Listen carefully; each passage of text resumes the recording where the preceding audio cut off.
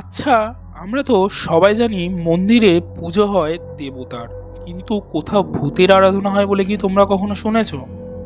হ্যাঁ, অবাক লাগলেও এটাই সত্যি যে পৃথিবীর এমন একটি মন্দির রয়েছে যেখানের আরাধ্য কোনো দেব দেবী নয় বা কোনো দেবতা নয়, সেখানের আরাধ্য হলো একটা ভূত। এই ভূতের অবস্থান এখানে একটি খেলনা পুতুলের মধ্যে। আসলে এখানে সেই খেলনা পুতুলটিকে নিয়েই ঘনিয়ে রয়েছে যত রহস্য। সবটাই জনশ্রুতি বলে ধরা হলেও কথায় আছে না, যাহা রটে তার কিছুকটা তো ঘটে। এখানেও সেরমটা ধরে নেওয়া যেতে পারে। আমরা এখানে কথা বলছি জাপানের হোক্কাইডোর ইয়ামিজাওয়া শহরের এক মন্দির সম্পর্কে। এখানে ঢুকলে কোনো দেবতার মূর্তি চোখে পড়বে না, পড়বে একটি পুতুল। চোখে পড়বে একটি পুতুল, এবং এই পুতুলটির মধ্যেই রয়েছে ভূত। কিভাবে জানতে গেলে আমাদের ভিডিওটা সম্পূর্ণ দেখতে হবে, একটুও স্কিপ না করে। এবং চ্যানেলটা যারা যারা নতুন তারা তারা চ্যানেলটাকে সাবস্ক্রাইব করে দিতে হবে। সো গাইজ, আমি বিপ্রসিদ, তোমরা দেখছো আননোন ওয়ার্ল্ড অফিসিয়াল। সো বেশি কথা না বাড়িয়ে ভিডিওটার মেন টপিকে আসা যাক।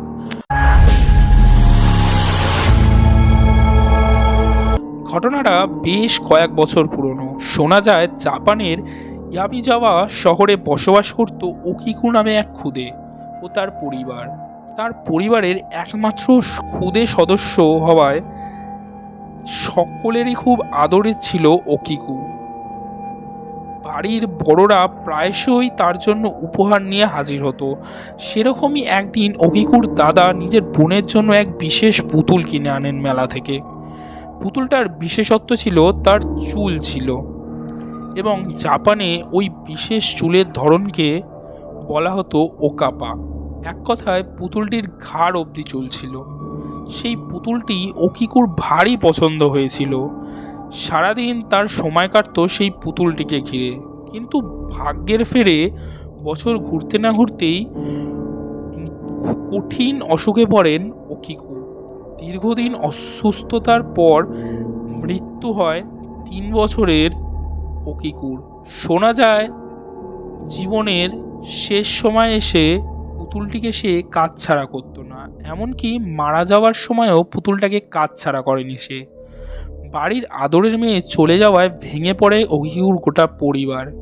মেয়ের স্মৃতি হিসাবে তার পরিবার পুতুলটিকে বাড়িতেই রেখে দেয়।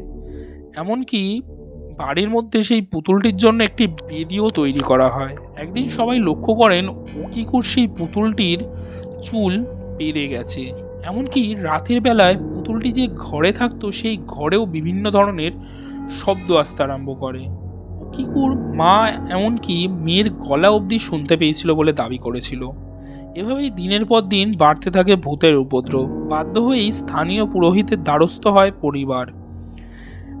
পুরোহিত বলেন যে ওকিকুর আত্মা এই পুতুলেই আটকে রয়েছে, সে এখান থেকে মুক্তি পায়নি।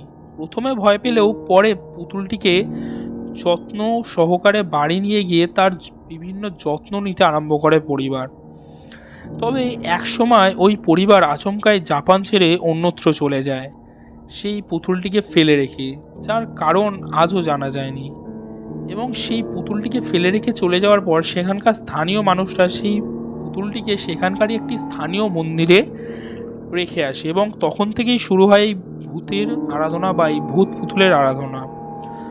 সো সেখানকার স্থানীয়রা এখনও মনে করে যে সেই পুতুলটার চুল বাড়ছে, বাট এটা নিয়ে অনেক যুক্তি তর্ক ইত্যাদি আছে বাট এটার যে অরিজিনাল কারণ সেটার এখনও সত্যতা উদ্ঘাটন করা যায়নি।